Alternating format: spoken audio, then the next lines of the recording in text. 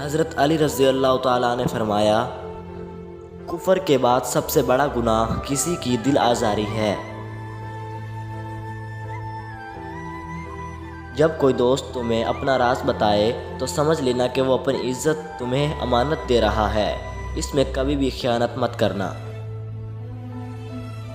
کسی کا عیب تلاش کرنے والے کی مثال اس مکھی جیسی ہے جو سارا خوبصورت جسم چھوڑ کر صرف زخم پر بیٹھتی ہے۔ وقت اور دولت دو چیزیں ہیں جو انسان کے اختیار میں نہیں۔ وقت انسان کو مجبور اور دولت انسان کو مغرور بنا دیتی ہے۔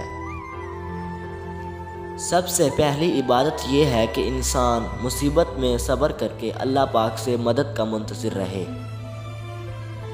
کامیابی حوصلوں سے ملتی ہے، حوصلے دوستوں سے ملتے ہیں، دوست مقدروں سے ملتے ہیں اور مقدر انسان خود بناتا ہے۔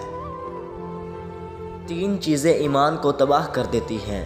نمبر 1، امیر لوگوں کی محفل۔ نمبر 2، عورتوں کی صحبت۔ نمبر 3، جاہلوں سے بحث۔ جو شخص تمہارا غصہ برداشت کر لے اور ثابت قدم رہے تو وہ تمہارا سچا دوست ہے۔ جو ذرا سی بات پر دوست نہ رہے وہ دوست تھا ہی نہیں، اور جس کو ایسے دوست کی تلاش ہو جس میں کوئی خامی نہ ہو اسے کبھی بھی دوست نہیں مل سکتا۔